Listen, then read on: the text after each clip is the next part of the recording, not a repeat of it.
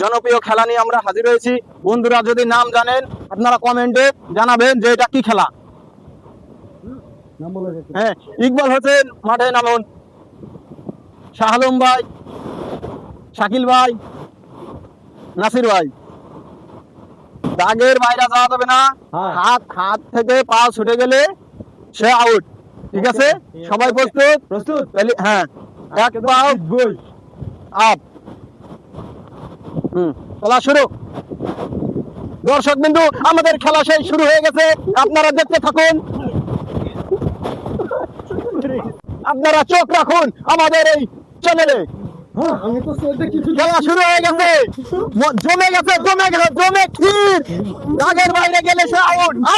আমাদের নাসির উদ্দিন আউট এবং শাকিল ভাই আউট হয়ে গেছে।